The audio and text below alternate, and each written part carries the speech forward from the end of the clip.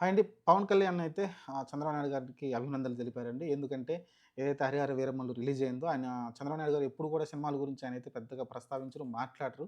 అలాంటిది ఆయనైతే ఒక పోస్ట్ పెట్టారు. 'హరిహర వీరమల్లు' భారీ విజయం సాధించాలని కోరుకుంటున్నానైతే పవన్ కళ్యాణ్ ఒక మంచి హిట్ రావాలని అయితే ఆయనైతే కోరుకున్నట్టు చంద్రబాబు నాయుడు గారు అయితే ఒక పోస్ట్ అయితే పెట్టారు.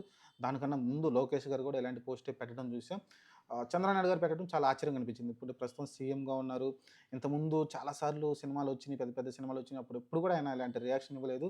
కాపోతే ఇప్పుడు ఆయన తోటి క్యాబినెట్ మినిస్టర్ గాబట్టి, డిప్యూటీ సీఎం గాబట్టి ఆహ్, దాంతోటి పాటు ఇప్పుడు ప్రస్తుతం కలిసే నడుస్తున్నారు గాబట్టి కూటమిగా అట్లా ఆలోచించి చంద్రబాబు గారు ఏమైనా పోస్ట్ పెట్టారేమో తెలీదు గానీ, ప్రస్తుతానికైతే ఆయనైతే 'హరిహర వీరమల్లు' భారీ విజయం సాధించాలని అయితే కోరుకున్నట్టు ఆయనైతే పోస్ట్ అయితే పెట్టారు. దానికి రిప్లైగా అయితే పవన్ కళ్యాణ్ గారు ఆహ్, చాలా ధన్యవాదాలని కూడా చెప్పారు. ఇంతకుముందు మీరు ఏ సినిమాకి ఇలాంటి రియాక్షన్ ఇవ్వలేదు. నా కోసం పోస్ట్ పెట్టినందుకైతే చాలా థాంక్స్ అని అయితే ఆయనైతే చెప్పుకోవడం చూసాం.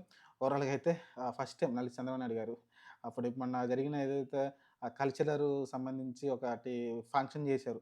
దానిలో ఆ రోజు ఈ జనసేన నాయకులు కొంతమంది చేసిన కామెడీకి ఆ రోజు పగలబడి ఇద్దరు అంతకుముందు ఎప్పుడు నవ్వని విధంగా చంద్రబాబు నాయుడు గారు నవ్వడం కావచ్చు, ఎక్కడ చూస్తే ఈరోజు సినిమా గురించి మాట్లాడడం కావచ్చు, అదంతా కూడా పవన్ కళ్యాణ్ కోసం చేస్తున్నట్టయితే క్లియర్‌గా అర్థమవుతుంది. మన కంటికి కనబడుతా ఉంది. పవన్ కళ్యాణ్ మీద ఎంత అభిమానం ఉంది, లేకుంటే ఎంత కృతజ్ఞత చూపిస్తున్నాడనేది మనకు అర్థమవుతుంది క్లారిటీగా. చూద్దాం మరి భవిష్యత్తులో ఇంకా ఎంత ముందుకెళ్తారో వాళ్ళని ఇది కృష్ణార్జున అంటారు. కృష్ణార్జున్‌లాగా ఉన్నారని అయితే అందరూ మాట్లాడుకుంటూ ఉన్నారు. అది ప్రతి విషయంలో చంద్రబాబు నాయుడు గారు నిరూపించుకుంటూనే వస్తా ఉన్నారు ఇప్పటివరకైతే. చూద్దాం మరి ఇంకా ఫ్యూచర్‌లో ఏం జరుగుద్దో.